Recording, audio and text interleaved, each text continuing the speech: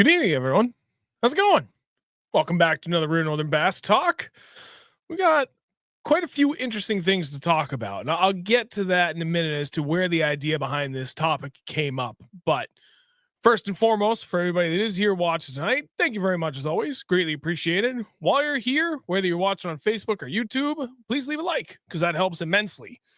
Looking ahead, I'm going to keep reminding you guys every show. And next week, we're going to go like deep dive into a bunch of new baits that we have coming out, not only from Beast Coast Fishing, but also BYUSA, Defiant, Black Spirit Swim Baits. Like we have a bunch of stuff that is currently already here at my house, waiting to be brought down to the New England Fishing Expo.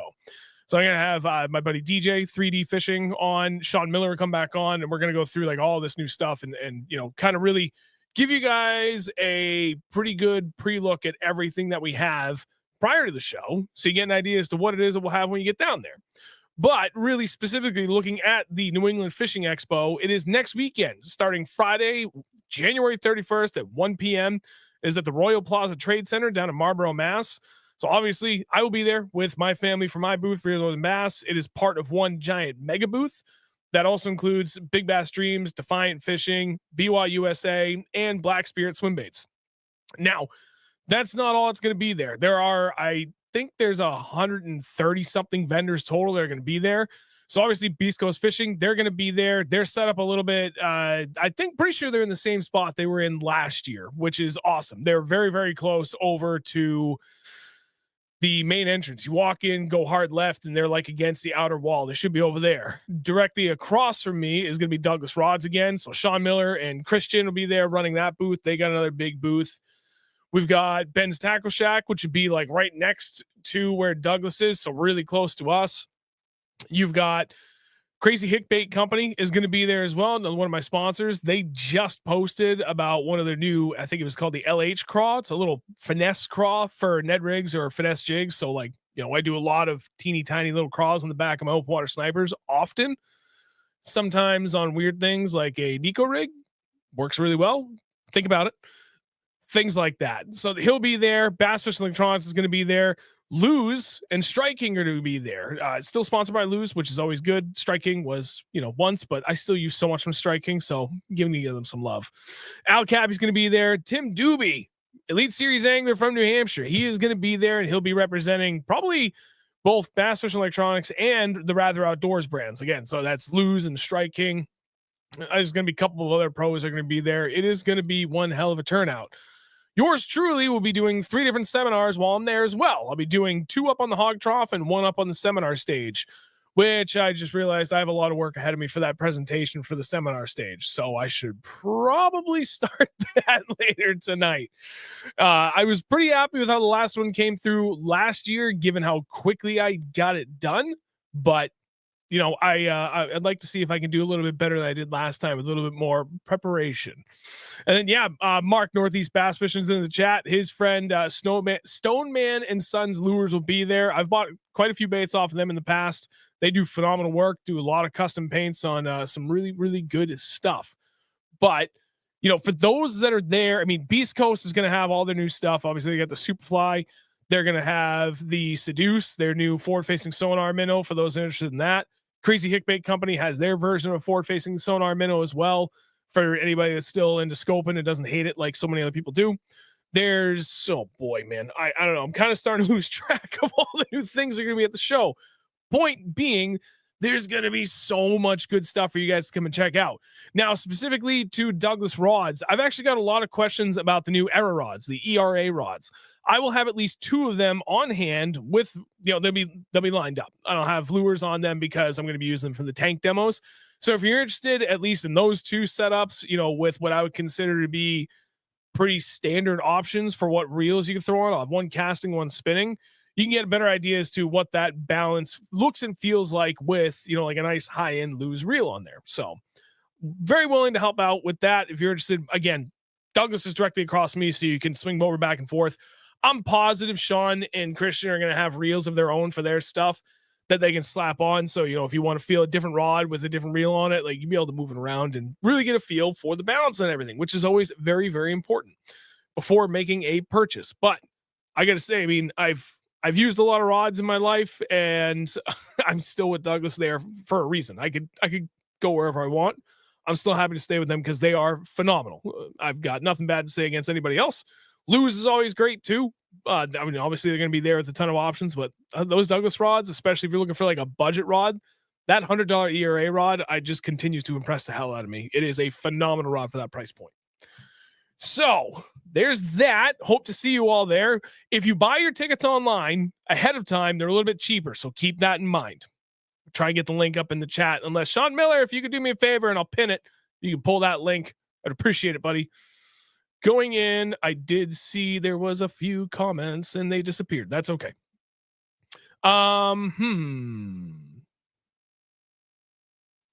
Northeast, Mark. Yep, be there with Stoneman and Sons Lures. Frederick, what time is he going to be up on the stage? I don't know yet. I'll have to double check with Dan Kenny, the one that's putting on the show. He is working on the schedule still, so remains to be seen. Probably going to be one on Friday, one on Saturday, one on Sunday. He tries to spread us out, unless I get lucky and I get two on Saturday, like last time, where I did one up on the fish tank and then I did one up on the stage. I can tell you right now, the one that's going to be up on the stage is how to break down big water, which, we've done on the show a couple of times, both for live stream. I did a video or two on it as well for like regular videos, but that's going to be like the entire basis of my seminar. So I'm actually really looking forward to doing that because that is something I really enjoy talking about. Drew, looking forward to meeting you all then. Dude, looking forward to meeting you as well. And anybody else is going to show up at the show. Looking forward to seeing a bunch of friendly faces. Jake, did you fix your trim yet? No. Just with everything going on around the house, weather not really being helpful. My in-laws, heat, losing time for that, helping my dad get that back up and running. And then making a mistake with the carport. I think I told this story. I bought a 24-foot long one. It would have worked if I could have trimmed the motor all the way down, and then everything would have fit fine. But with my trim being broken, I needed the carport to fix the trim, but I had to have the trim fixed before I could put the carport up. So returned it and had a week turnaround to get a bigger, wider one. So I went from 12 wide by 24 long to a 13.5 wide by 28 long. And the whole thing fits in there with room to spare. I still have to fold in the tongue of the trailer, but so I just got that all squared away a week and a half ago, not this past weekend, the weekend before. This past weekend, I went through and I still had a bunch of stuff to like button up that we didn't finish initially, which was like, put the feet underneath all the legs for the main posts. I needed to get fans and lights in there, figure out how I was going to run power, at least temporarily. And I still had to weigh the whole thing down. So I got that all squared away. And then finally Sunday, I dove into my boat. I was convinced it was going to be the bow trim switch. So I have four on my boat. The bow, I have a blinker style on my steering wheel, the throttle trim switch, and then on the outboard itself. And most people said it is, especially on the nitros, more likely that bow trim switch. It took forever to get everything out, disconnected it, went to go plug the batteries back in, reconnect them. And as soon as I touched the battery, the motor started trimming up. I cannot explain the noise it made when I got home from that day at Champlain, but it was making like a weird noise, even though it wasn't trimming. It sounded like both the up and down trim were fighting each other. And initially, it ended up being what I thought was the bow trim switch. When I pushed down, it stopped doing that, but it wanted to keep climbing up. So I was like, it's probably just that. No, touched the battery off, started trimming up. So my son was helping me. I said, okay, hold the throttle trim down, touch the battery. It didn't move, but it kept making that noise again. And it did that for the trim, the blinker, and the outboard. So at this point, I'm pretty sure it is one of the trim switch relays inside the actual outboard. Still haven't bought it because I keep forgetting to get the serial number off of my motor to make sure I get the right parts. And I can't go fishing for not this weekend, not the weekend after. So I've got time. I'll get it ordered. I'll get them put in, hopefully fixed before the weekend after the new, which is hopefully I can go back fishing again. But I did see somebody say the Cape has quite a few inches of ice, so might be a while anyway. I don't know. But anyway, work in progress, getting there. And then Drew, those ERA rods, they have a lineup of different actions. I have to check them out. Yes, they do. As a matter of fact, they have quite a number. Sean Miller is in here. He can absolutely ask you or answer a bunch of questions too as we're going through this if you want to know anything more specific before you guys really get into it. I think that was it. Yep, that's it. Okay. back to this. Okay. Fred, you had another good one. Get your heat in the new shed yet? Definitely be nice now with the current weather. No. And so you can't see him. My buddy Chris, my best friend, he's in the background. He helps manage the stream for me when I'm here doing this solo.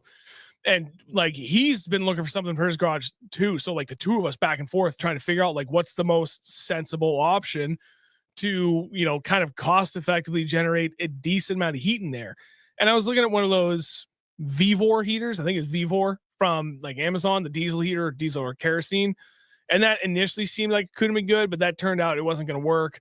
And, while I'm looking at different options, I set up a thermometer out there. I mean, even yesterday, I think we had a high of like 15 degrees.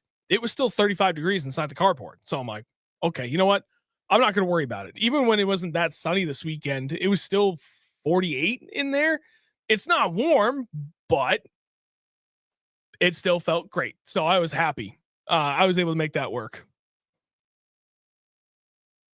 Dogbone, who are you yelling about answering emails? I hope that's not me. Hey, Jason's here. And Scungio, what's going on, buddy? Scungio will be there. GSES Restoration. He'll be at the show. Be good. I think that's everything that I want to. Oh, one last point, and it's relevant to everything here. I have started uploading on Spotify again. So what I'm doing is what I did before was I was doing like the video and audio upload. Did away with the video. I don't know if it's really actually that beneficial. I put up a poll. There was only a couple of votes, but everybody said just do audio only. Okay. So after the stream's done, I download it. I talk like 2-3 minute intro, explain what the show was, and then do light editing in the first, like this period where I'm talking about nonsense, and then get into it. And it's easy. Post it that night. It's ready first thing 5:30 in the morning on Thursday, tomorrow. That's how I've been doing it the last 2 weeks. And that's what I'll do for tomorrow. And then in between, this posting and next week's show's posting, I'm trying to grab, 1 or 2 episodes from between April 2024, the last time we had a Spotify upload, and then when I started again in January this year. And I'm trying to find some good episodes that, I felt were really, really awesome that I wanted to get up on there on Spotify as well. So for those that have been asking forever, that has started happening again. We're getting it on there, so we're good. Doug, I'm sorry. Check your emails, dude. I am so far behind on emails. It's not even funny. I am still struggling mightily with many a thing, but we're getting there. Progress every day. Okay, let's get to the heart of it. So seems like a silly kind of stupid topic, right? Best lessons from losing. That's not really accurate, but it is accurate for what I wanted to talk about tonight. And a more elaborate title, which doesn't work whatsoever for YouTube, is, some of the best lessons that I've learned when I didn't win. That's a much more appropriate and accurate way to discuss what this topic's going to be about. And honestly, the idea came from, me thinking about other pros that I would love to have on this show. And I don't remember if I ever told you guys, when I went to ICAST in 2023, I met with Brandon Polnick and I met with Gerald Swindle, and I invited both of them onto the show. They both said yes. I reached out to them for follow up, and neither one got back to me, which is kind of unfortunate. But stemming from that, the idea of having them on and like ideas of like, well, if somebody, if it works out for somebody else, like what kind of question could you ask them that would be something that they hopefully had never really heard before, that would just make for really interesting conversation. And you want to hear from somebody like a Polnick or a Swindle out there. And then I was watching the Big Bass Streams live stream a couple weeks ago when BLAT was on, and I was like, it came to me. I was like, what was some of your favorite moments where you didn't win from a professional level? And that got me thinking about all my own lessons I learned over the years, not just in fishing, but in also activities surrounding fishing, where, I've learned some phenomenal lessons when I didn't win in a number of ways. And that's really what I want to talk about tonight. So I thought it'd be pretty engaging and different, because right now I'm struggling to think of different fishing, like very specific fishing topics, because I've covered so much on this show. And I've covered so much in regular videos. I haven't been fishing in almost a month now, and I won't be fishing for a couple more weeks. So without like that active time on the water, I struggle to think of topics. I had that break and it was good. And now I'm excited to talk about fishing, but I'm like struggling to talk about fishing. This is good because it's all encompassing. It goes well beyond fishing and the lessons I've had on the water, just in fun fishing and trying to reach goals during that time, but also in that tournament aspect, because this was not a great year for me for that. It was, and it wasn't. That's tournament fishing. It's ups and downs. I hope for a little more consistency on the good side, but takes time and we'll eventually get there. So I would say I can't decide how to start this because there's so many that come out into the forefront of my mind for like what was by far, like if I had to pick my starting point, what was the most important lesson? And I can't think of any one. There's like 5 or 6 of them all at the same time that scream at me the loudest. But all right, if I had to pick one, just to at least get this conversation started, dude, enjoying the journey has, and not even worrying about the results is something that I enjoyed for the longest time. And I got completely away from that last year. That's something that I've always talked about in all my videos, and I've talked about here on the streams. One of my favorite things to do is go to new places and try to figure them out on the fly, because there's so many benefits to that for a number of reasons. One, you get to go somewhere new. And what's not great about that? The idea of winging it. And, maybe you put in a little bit of research and kind of get an idea if, you want to drive to that area of a different state or, even your home state, if it's worthwhile, can you even get in there? And it's like, okay, I mean, like, there's fun in that. And there's excitement in there because there's so much unknown and you get to unravel that unknown on the fly. That's challenging because you have nothing to work off of, unless it's in a circumstance when a friend told you about something a couple of years ago and just, yeah, this lake's great, you should check it out. Like that's a phenomenal starting point just to know that there's quality in there worth making the drive for. But other than that, that could be your only known, and you're going to go out and figure out everything else. And like that's part of the journey. And there's a lot to be learned from that. And there's so much amazing memories to come out of from that in and of itself is worth the effort and the time, regardless of what your circumstances are, what your results are from the day. Go out there and get your teeth kicked in and only catch a handful of fish, but dude, you may have made a 2-hour drive out to a place that you had completely yourself and the scenery is beautiful and you're with your friend and you got to fish something a little bit uniquely different from what you've always done in the past. It's all about enjoying the journey. And then more important than anything, regardless of what your outcome is in that one particular, if you're only looking at the one singular outing, it's going to make you a better angler in the end, regardless. And I firmly stand by that. There is a lot to be learned and gained from picking, 2 or 3 of the same bodies of water and fishing every square inch of it at every time of the year and every single weather condition you can imagine. Because then there's patterns you can learn from that. But there's, I think, in my opinion, a lot more to be learned about being able to put together a pattern on the fly often and doing it in places you've never been to. You have nothing to lean on. So you have to be much more methodical in what your decision making is. I'm not really sure how else I can put that. And that kind of digresses a little bit from the main point of the thing that I, again, my best lesson from losing. And really, like, what the fuck does that even mean, Sean? Like, how is that losing? Last year was my worst year ever. Not ever. Worst year in a long time. And I know I caught a bunch of big smallmouths, so I really can't say it was my worst year, but almost all those giant smallmouth came in a 4-day stretch, like 4 consecutive days. Outside of that, I did catch it was by far my best year for quality for smallmouth in New Hampshire and Vermont in general. So like that was also good. But you take away those 5 fish in those 4 days outside of New York. And I know I'm being a little bit picky here, but again, like it does matter. You take away those 5 fish in those 4 days. I had an abysmal year last year because I got away from what I used to enjoy the most. And that was traveling and enjoying the journey, because I was so busy with work and I was so stressed out that as much as I enjoy traveling and enjoying the journey, I didn't have the patience, the interest, or the time to go on the journey. I made that argument to myself to Let's not go on the journey. Let's just go keep fishing the same 5 or 6 spots that we know and fish off history so that we can just, do away with the learning aspect. Let's not worry about trying to figure out something. I just want something brainless. I want the same place that I already know like the back of my hand, so I go out there and just, catch them. And in the end, that really hurt me because I wasn't thinking about fishing the same way I always used to. That would really benefit me in a way that really was always being open-minded to what was being in front of me. I didn't go that way. I was just going out there trying to make something happen that had worked, in the last 2 or 3, 4 years on that same body of water, and things shifted. And I was not reading it because I didn't give a shit about the journey. I only wanted the result. And because I only cared about the result, I wasn't paying attention to the journey, which is what you need to, more often than not, provide those results that we all are out there for.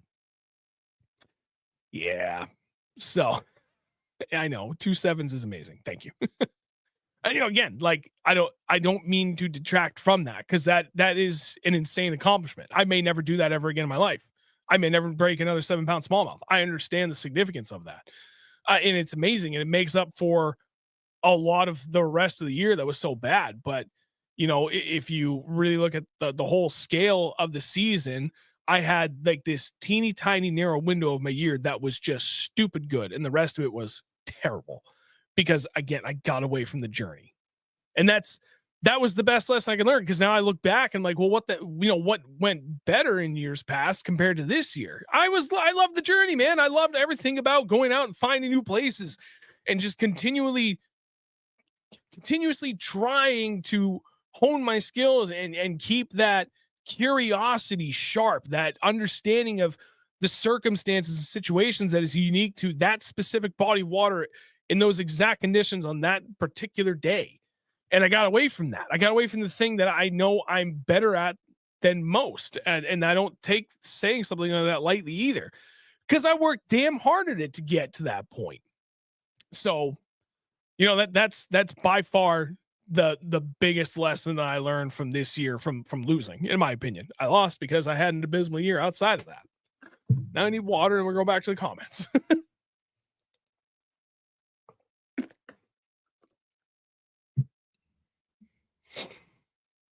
Sean plays 7 pounds. But yeah, I had the two. I had 7 pound 5 ounce and a 7 pound 2 ounce, which was just stupid. One was in the St. Lawrence River and the other one was in Lake Ontario. But not too far from each other either. And that was awesome. Mark said something. Mark, as they say, a bad day of fishing is better than a good day at work. So, it's funny that you say that. 99% of the time, that's true. This year, it was actually not true, because as stressed as I got with work, and a lot of it was what I placed on myself, it was still extremely rewarding in a number of cases. And actually, I can share. Can I share? Yeah, I can share this. The product that I helped to develop, and from a project management standpoint, mind you, not actually much engineering work, product owner and project management perspective. I'm mechanical engineer by trade, like with all my experience. I was a mechanical engineer forever. The entirety of my career has been based on new product development, from concept through to production handoff. Give it off to them. They have everything they need. The production rolls on to the next product. So, I was uniquely positioned because of that background and expertise and knowledge that I have, along with my fishing knowledge, to be able to help make a lot of decisions on this, in conjunction with what we were capable of doing and really what the customer wanted. So I did not have a heavy hand in this per se, but at the same time I did, just from at least an organizational standpoint and helping make functionality decisions, which is a good way to put it. I'm very proud of what the team has accomplished. I'm still a small cog in the wheel, but I was involved in this every day since December of 2022. We just went to like full production, no issues, a couple of weeks ago. Phenomenal product launch. Phenomenal for timeline. Thing I'm trying to get to is, we just found out last night that, for our corporate company, who employs over 90,000 people worldwide, little over 500 companies, for our division, of which there's, I forget how many companies, I want to say there's probably like 37 companies just inside this one division. Our product won the innovation award, which is like pretty awesome. And it seems silly, and you could argue that it is, but on the other hand, like it is awesome that we made that work. Like out of everything they could have chose, that happened.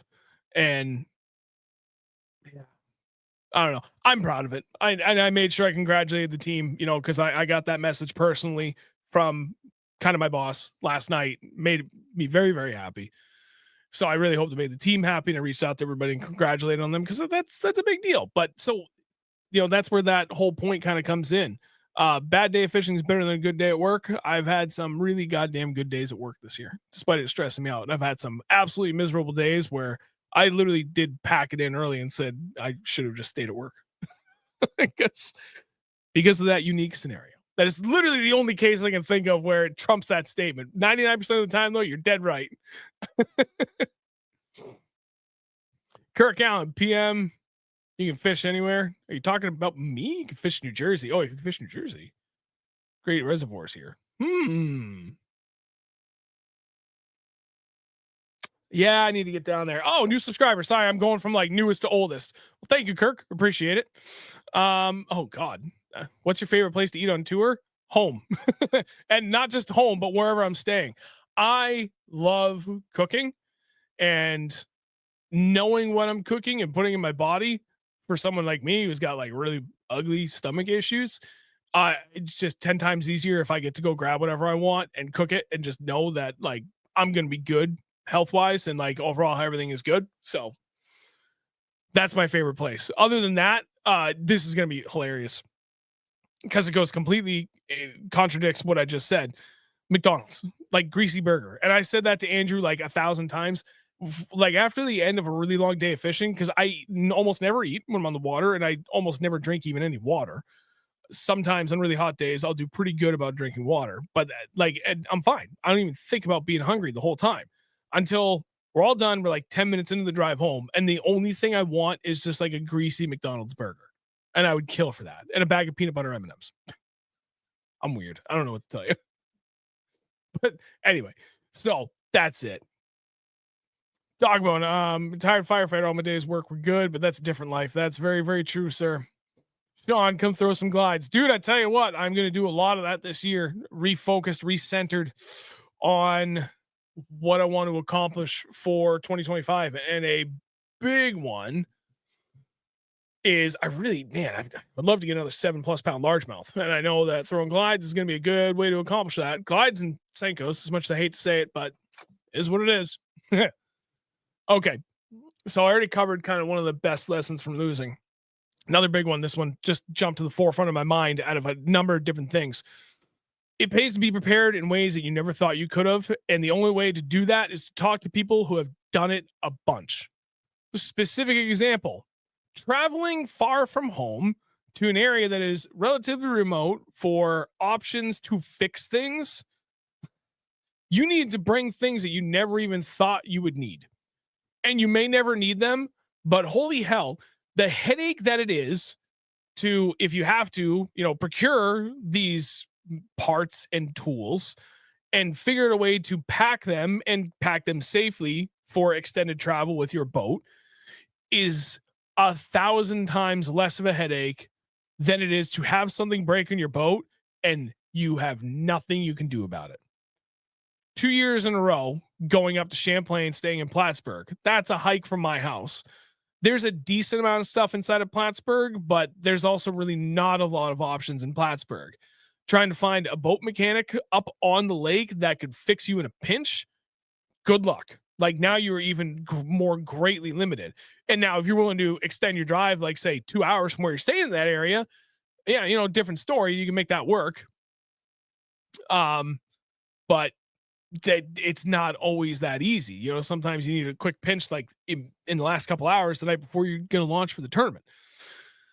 So I went through the broken hub episode a couple months ago. Like that's a relatively easy one to prep for, right? But do you have a jack to get your tire off the ground, to get your boat trail off the ground? Because those bottle jacks coming to your trucks generally don't work.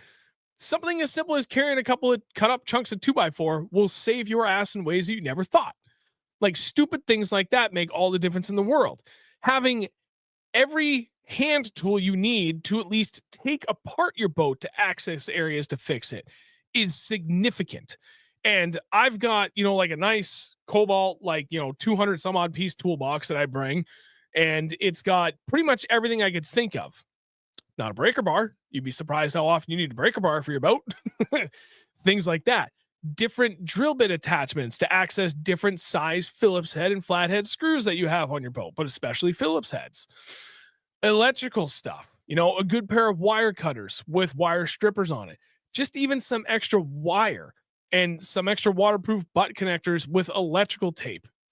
Heat gun bonus points, or a lighter and a quick pinch for the waterproof ones, or just some sort of butt connector and electrical tape will still get you by in a pinch. Like, it is, a lot of this stuff is cheap and relatively easy to pack. Like fuses, that's an easy one. Like, are you sure you have enough extra fuses for every single fuse you need in your boat?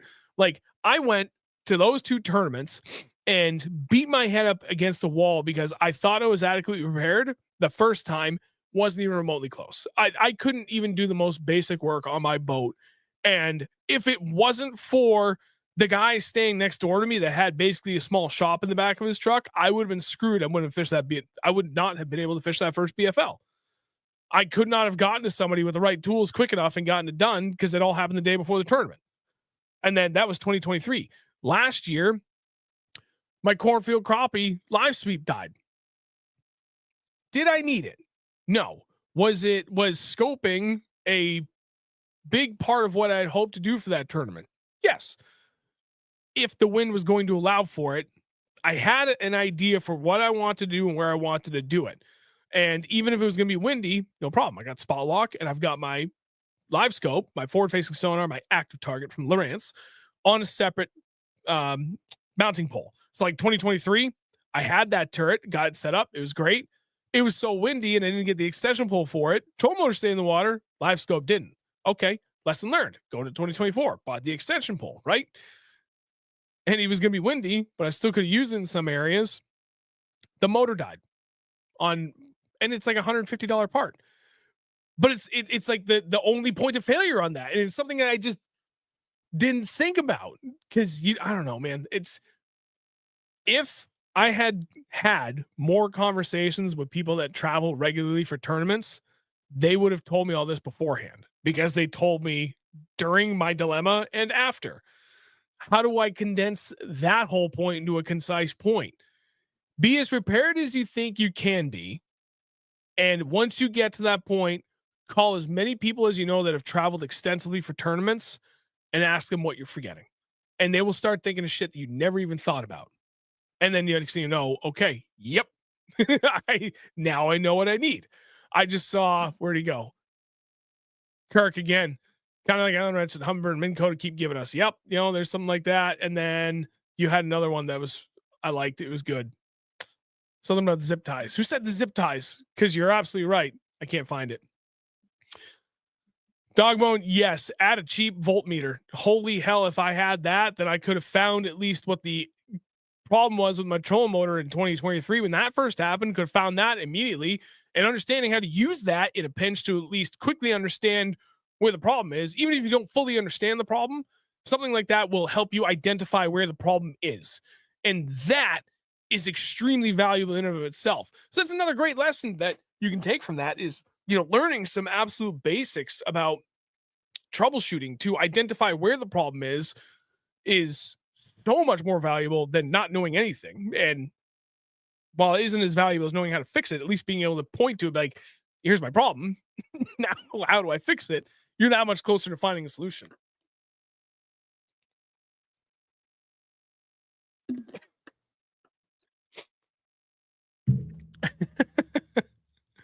Little Rich, this is turning into an episode of MacGyver. Yeah, dude. Absolutely. You're not wrong. So those were a couple of big things. And now I've kind of derailed my train of thought. But by all means, if you guys have questions or other points, keep throwing them out there. Give me a second to think about this while I go through some more comments.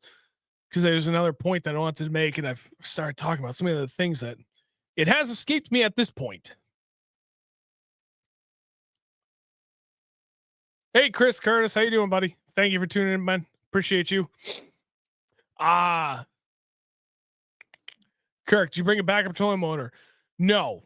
And that's something that I have been trying to figure out how to do, because I got the Ghost and the bolt patterns on that don't quite exactly line up with the Minn Kota. Either that or whoever put the Minn Kota on my, actually, no, I'm thinking about my Skeeter.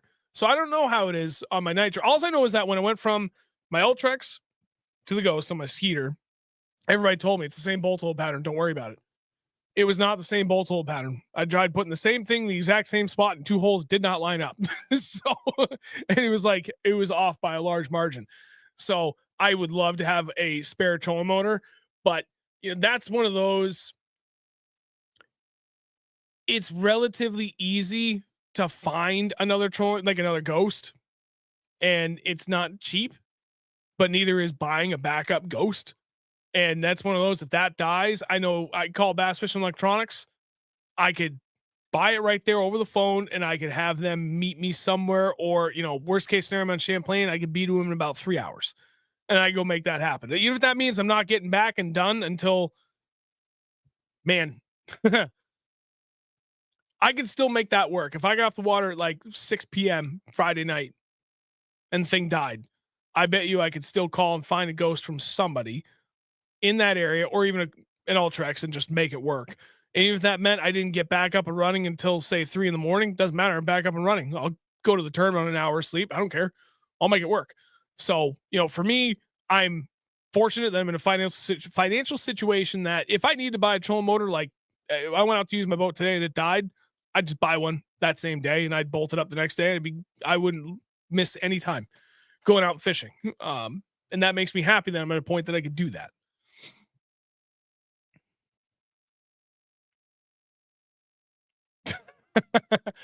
Drew, no, I don't have a whiteboard that I can read from. I should. There's sometimes I write down on a notepad, but I got out of work late, helped the wife make dinner, and then my brain just kind of wasn't there. I ended up sitting down reading a book. Wasn't really thinking ahead on that. But you know what? Reading a book is good. Brandon, yeah, very good point. Use the quick release plates. I keep thinking about that, but I don't know. I got to think about that. Mark, even better point. Fortrex is a cheaper backup option.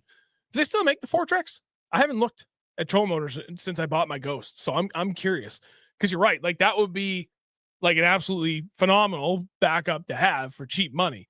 And the only downside would be if it's hellishly windy out, I'm so reliant upon having spot lock now. I can never get away from it.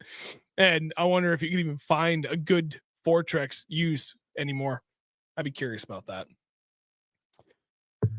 Oh, anyway, keep the conversation going while I think about this for a second. Play that Jeopardy music. You know, I think one of the other, yeah, let's go this route. One of the other best lessons I've learned, this goes far beyond fishing. You really need to take a step back and reflect on the good that you've done and the good things you've accomplished when the shit pile is stacking up in front of you and around you and a little bit even behind you. But really, you can't say it's behind you, because what's behind you is already past, and nothing you can change about that, no matter how bad things get. But boy, it sure as shit feels like it can stack up in front of you. And that's something that I still struggle with, fishing and life, and especially fishing. If I go out and I have like 3 bad outings in a row, it starts to like, it starts to really eat away at me in ways that I try not to let it, but it gets the best of me. And the important thing that I have to keep reminding myself that always pulls me out of that funk, and really it's my wife that does a better job of this than I do for myself, is remembering all the good things that you did do. You know, like this year was nearly one of the worst years I've had, but it really wasn't, because I also had a phenomenal season for big smallmouth. Again, you know, I had those 4 magical days. I had 2 over 7 pounds. I had a couple over 6. I had 610, I think was my 3rd biggest out of that stretch. And then, you know, I caught a 5.69 smallie in New Hampshire, which I've caught 2 at 5 pounds even. The first one was in 2009. I forget when the second one was. I really didn't. Oh, the second one was not this past December, the December before. And then, you know, I didn't think I was going to do that again. Then I caught a 5.4 4 something, small in New Hampshire as well again this year. I caught a couple of tanks up on Champlain and in other various areas in Vermont, and like smallmouth fishing went really, really well for me. And those are, I need to remember those good things, you know, and it makes up for so much of all the crap that's around you. And like, nobody's perfect. You're never going to have all the answers. You're never going to be able to be so goddamn consistently good, because if you were, you'd be a professional at this. You'd be doing this for a living. You know, you're talking about the top 1%ers of all anglers, and we're not. That's for the vast majority of us. That's just not us, and that's fine, because that's not what it should be about.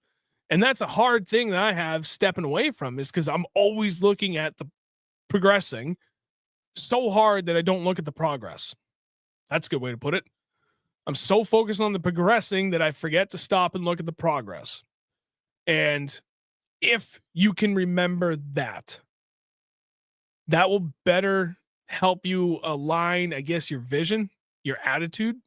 When things seem to like get really shit, you can go back and look and be like, yeah, man, no, actually I've had some really good times. And just for whatever reason, I'm in a funk. You know, maybe I'm just trying to force something. Who knows? That's another one. That's another big one I've learned this year that in the end I did a lot better with than I have in years past. And that's part of the growth, both in fishing and life. Sean, have a good night, buddy. Drew, how's Andrew doing? He is doing very well, actually. We're man, we talk almost every single day. There's probably every so often since he moved, we'll have like a 3 or 4 day stretch where like we don't say a word to each other. And then we'll go like a full week where we talk like several times a day, every single day. But no, he's doing good. He is still working on his boat. He did say he just dropped off the seat covers to have the seats reupholstered. So that's the next step. He doesn't have that much longer to go. And he should have that boat up and running. And actually, I'll see him in February. I'm going down to Florida to Cape Coral. My dad bought a place down there. So we're going to go down there. He brought the Ranger that, if you guys remember from very early on the channel, that green Ranger 488 VS I fished out of before I got the blue Skeeter, that was my dad and I's boat. We coned it. He still has it. And he took that down there, and it's currently in a storage facility like 5 minutes down the road that he pays pretty cheap money for it to be stored at. But he bought a place. It's on the canal, and it is kind of brackish water. I'm not really sure how brackish it is, because even though it's connected to tidal water, it's like linear miles wise. It's a good hike from the actual inlet for like what would be like truly coastal, like tidal or brackish water. So I'm not really sure just how. Oh, anyway, you get my point. So going down there for 5 days towards the end of February, basically 2 weeks before the New Hampshire Outdoor Expo, and going to be going out there with Andrew at some point. He's in Orlando or north of it, so he's like 3.5 hours away from me. But I can get to Lake Okeechobee in about an hour and a half, hour and 45 minutes from my dad's place. So I'm trying to convince him that would get me to Clewiston. So I'm trying to convince him to make the drive down, which he said is like 3.5 hours. So we go fish Okeechobee together for a day. Hopefully meet up my buddy Jerry Brusso, because you know he's from down there in that area. If not, there's a couple other places that are a little bit closer. Shortens his drive, makes me like a 2-hour drive, makes him like a 2.5 hour drive. So it's a little bit, you know, more of an even give and take. Lake Isapoga, dude. For the life of me, I have no idea how to pronounce that friggin' lake down there. But yeah, I'd like to be able to get down there and hopefully get there, do some fishing there with Andrew. Be good. Sean, yes, I'll bring the submission. I'm flying Breeze Airlines to get down there and JetBlue back, and Breeze does not allow like anything for fishing rods. So I might have to go to a store down there and buy some fishing rods to just leave, which would be good. Because then all I have to do is worry about flying with reels. That makes my life easier. I don't know. See that. Is Andrew dressed like an extra from Miami Vice? No socks, pastel suits. No, dude, he still just dresses in all black. Black t-shirt, black pants, black shoes. My father-in-law made a joke. And he was like, I guess it is true what they say. Guys find a style when they graduate high school, or when they when they're senior high school, senior college, and that's their style for the rest of their lives. And he is not wrong. Oh man, I think I might, I don't know. This was something that I was debating doing with having guests on, but there was those three big lessons I really wanted to share to kind of help bring, I guess, added perspective for others out there. And it kind of gets away from the direct fishing content. We can talk a little bit about more real life. Because shit's not always easy in any way. And not that it's hard all the time, or that it's, but it can be very challenging. And when the streak of challenging times adds up, boy, it feels like it's lasted forever. But sometimes only a couple days, couple weeks, maybe a couple months. Doesn't always last forever. That's for damn sure. There's a lot more positive going on a lot more often, and sometimes we just get in our own damn way of recognizing that. And I am by far probably the most guilty person that I know of doing that. The only thing we can keep doing is, I think, not just recognizing it, but acknowledging it helps in so many ways. And that has absolutely helped me with fishing, because towards the tail end of the season, I started doing a lot better when I got back to my first point, just enjoying the process and enjoying the journey, getting back to doing what I used to love. What, always made me so hyped for going out was that the exploration and the adventure. And do not get me wrong. I would love to be able to get back to a tournament trail and just stick to it. Like I was really looking forward to fishing that ABA series this year, but now with things that happen with work, I am really short on vacation time. And my dad really has been dying for us to get down here. So setting aside a time for that. And I cannot give the time that I feel I need to go chase a tournament trail. It's totally fine. I do have time for, though.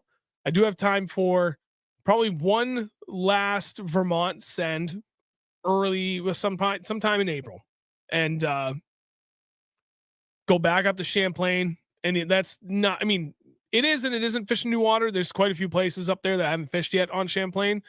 And that's kind of my goal when I go up there in May. But, being able to go up there and do that, and it's Champlain, like, it's just awesome. To me, that's still always going to feel new. And then I might be able to get back up to the St. Lawrence in, say, June. And then after that, like, it's just going to be a whole, there's whole other areas of Vermont I haven't even looked at. There's a bunch of places in Connecticut I've never even touched. Maine is just this immense, massive playground of lakes that I'm dying to fish, that I could go spend the next 10 years fishing anything I can get to inside of 3.5 hours from my house, like get to in Maine inside of 3.5 hours. And I don't think I could fish all those lakes twice in that time period. So there's a lot of hidden gems out there that I'm really looking forward to going out there and just continuing to do that. And then, like Winnipesaukee, I've barely fished it despite it being this, the biggest lake in the state. And I'm looking forward to spending a lot more time up there too, because there's so many spots in that lake I've never even been to for any reason or any shape or form. I've barely even driven around the lake a few times in my life, so like just going through and, picking apart a new place like Winnie, which is still relatively new to me, just a lot closer to home, spend more time up there and just enjoying that process and trying to figure it out. And then spend more time in Maine. Vermont's been fun. It's been good, but it's time to start traveling elsewhere. There's a few places in New York I can get to in a day trip that I'm looking forward to doing that. Derek from Beast Coast has been asking me for the last 4 years to go to a place with him out there that's not too far from his house, because he's like way Western Connecticut. And, for him, it's a relatively easy drive to that spot in New York.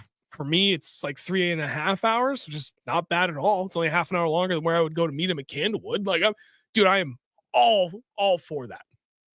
So I'm looking forward to it. Sean Place, you do need to fish Maine. I've only been up there 4 times, and it's been friggin' phenomenal for me every time. I have not heard anybody say a bad thing about anywhere in that place except for the last place that we fished. That was brutal. Went to a totally new place, and it wasn't that bad, but it wasn't good. It was a relatively small body of water, really deep, trout lake, but lake trout. There's something about smaller bodies of water that have lake trout that I never do well at. So I'm not going to do that again. If I see a small body of water and I see lake trout listed on there, I'm just not going there. It's not going to happen. It has not treated me well yet. And I might get lucky one of these days, but for me, it's never worked out. Chris, I'll be there the first week of May. I hope you're going to be there more towards the end, or at least the middle of May. I think I'm going to be back up there middle of May for another long weekend. But keep me posted on that. Hopefully we're up there at the same time. I know that Vermont trip for a weekend, be up there with Big Bass Dreams crew. It's going to be like a whole bunch of us. Champlain will probably be the same. Probably St. Lawrence if I can sneak up there opening week for, sometime in June for like a long weekend. I'm not doing the week-long thing up there in May for the Canadian early season opener again, as much as that would be nice. I'm not going to. And then after that, just doing a ton of traveling, going to new places and enjoying the journey. That's what it's all about. Yeah, Sean, you're right. That does suck about Maine, but they're not the only ones. All right, Chris, good to know. So I tell you what, I really hope I was able to provide at least some insight, perspective, big on that. And just kind of break away from just that the monotony of always talking about something so directly fishing related, which is something that I do way too often, which is not a bad thing. I mean, it's a fishing podcast, right? But it's nice to kind of break away from that a little bit and just give everybody a chance to hang and talk. Mark, you are going up there that week that I was going to go up. You got space up there? Maybe I can come up for a couple days. I'm not even kidding. If I could still go up there even for like 3 days, like drive up Thursday, be there Friday, Saturday, Sunday, like drive home Sunday, I would do that in a heartbeat. Okay. All right. I'm pretty sure I still have your number. Okay, we'll make this work. Why not? I could do it all, right? Anyway, that'll do it. Thank you all very much. Next week, we're back to fishing, just 100% fishing. We're going to be talking about a ton of new baits, talking all about everything you're going to be able to find at the New England Fishing Expo. We're going to have a lot of stuff to show off too, not just talk about it, but show off. So I hope you guys will all join us for that next week as well. It'll be great. One last question from Mike. This is a good one. It's on point. Head to the St. Lawrence for the first week of May for the Canadian early season. Any tips on getting big smallies up that way that time of the year? We'll likely focus on 6 to 10 feet of water. That's it. I would say 4 to 20 with a lot more of that coming in that 6 to 15 range. And that largely depends on water temp, which seems pretty obvious, but find clean bottom, which apparently is becoming more of a struggle up there lately. But if you can find areas, finding structure up there is not a problem. Finding clean structure that's not covered in, I don't know what that vegetation is, but it's like this much. It's really mucky and spongy. It's not rock snot, it's something else. And it's like a shag carpet covering everything. If you can find clean areas around that hard structure, and especially areas with really nice clean sand against really nice clean hard structure, that was by far the most consistent thing that my buddy found that he took me to when we were up there. And I will not say any more than that because I do not want to potentially give up any of his spots. He found an amazing spot for us that did really, really well in the spring. And I'm really interested in getting back up there again, but the wind's got to play nice for it to work. Otherwise, it's going to be hell. Mark, Northeast Bass Fishing, you're staying in a Sean Place Witch's Hair. I've never actually heard of that. It could be that. But Northeast Bass Fishing. Clayton is like perfect because if the wind plays nice, short drive down to Cape Vincent, you're right out into the lake and you go up in Canadian waters there. If the wind's kind of ugly, you want to minimize that stretch to get into better Canadian water into the river. Then Clayton's perfect. You shoot right across, I think it's Wolf Island, tail end, and then bada bing, bada boom, you're up into a ton of good Canadian waters. Buddy, I think I'm going to come up there for a couple days. I have a hard time with the idea of not going up there at all. And when I made that decision, I was like, but I could afford a vacation day to go up there. And I tell you what, 3 days of fishing in potentially really ugly weather is still better than not going up there at all for me. I just love that place so much. And, the chance to catch another 7, maybe an 8. Can't pass that up. Okay. I've said my piece. I hope you all enjoyed this. I will catch you guys next week. Every Wednesday, 8 p.m. as usual. We're not going to miss it next week because it's right before the New England show. Again, going to have a lot of baits to show off. So I hope to see you all there. Have a great night.